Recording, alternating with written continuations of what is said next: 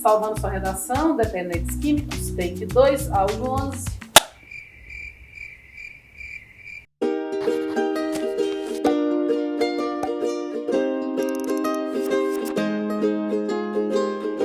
Nos últimos anos, a gente observa um aumento nos índices de dependência química entre os brasileiros.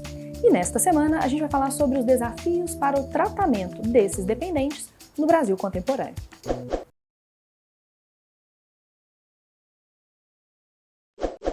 Bom, se a gente está falando sobre a questão dos dependentes químicos, obviamente a gente pode usar como campo semântico a questão do uso de drogas, e nesse caso a gente pode falar das drogas lícitas, por exemplo, o álcool, ou as ilícitas, por exemplo, a cocaína.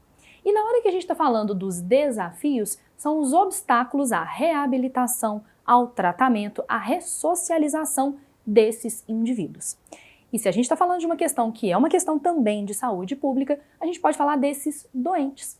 O dependente químico é considerado pela OMS, Organização Mundial da Saúde, um doente. A dependência química é uma psicopatologia. Para começar a falar do assunto, para fazer a introdução do seu texto, você pode fazer uma introdução por atualidade do tema.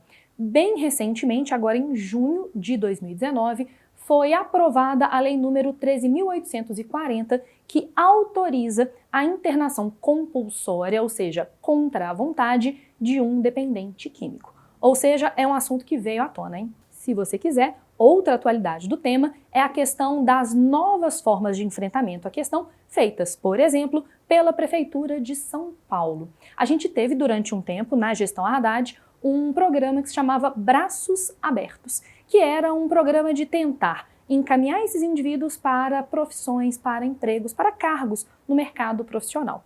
Mais recentemente, a gente vê uma política mais repressiva, uma abordagem um pouco mais policialesca, por exemplo, com o recolhimento desses indivíduos e a internação agora compulsória. Se você quiser fazer a introdução por frases nominais, que é a queridinha de vários, eu sei disso, você pode fazer uma lista das causas do uso de drogas. Você pode falar da questão da exclusão social, escapismo, dificuldade para lidar com os problemas. Ou as consequências, adoecimento físico e psicológico, a adesão a comportamentos violentos ou até mesmo a morte. O último tipo de introdução por frases nominais, você pode fazer uma enumeração de drogas lícitas e ou ilícitas. E você pode, a partir desta enumeração, tematizar a questão do tabu. Por que certas drogas são tão bem aceitas pela sociedade, como o álcool e o cigarro, e outras não, por exemplo, a maconha e a cocaína? Se você quiser fazer uma discussão sobre a questão das drogas, os tabus, eu indicaria um dos meus filmes brasileiros favoritos, que se chama Bicho de Sete Cabeças, que conta a história de um jovem que, pego com uma certa quantidade de maconha, foi internado pelos pais num hospício, e todos os problemas decorrentes dessa situação. Além disso, tem 2 documentários nacionais também que tematizam a questão das drogas e a política antidrogas. Um se chama Quebrando o Tabu e o outro se chama Por Trás da Cortina de Fumaça. Tem gente que nesse tema se lembra do PROERD, que é o Programa de Resistência às Drogas, um programa nacional de conscientização dos adolescentes e dos jovens acerca dos riscos e, entre outras coisas, das seduções das drogas lícitas e ilícitas. Se a gente está falando dos desafios, eu colocaria esses desafios já na tese. Você pode mostrar, por exemplo, que as drogas serem um tema tabu e a abordagem da população brasileira em geral favorecer o que a gente chama de tratamentos agressivos são 2 desafios, porque tendem a levar a uma baixa adesão do dependente químico. A tese por antecipação da proposta de intervenção, portanto, é muito interessante na medida em que ela já aponta caminhos possíveis para o combate à dependência química. Você pode falar do abandono dessa abordagem repressiva e a abordagem da questão das drogas como uma questão de saúde pública,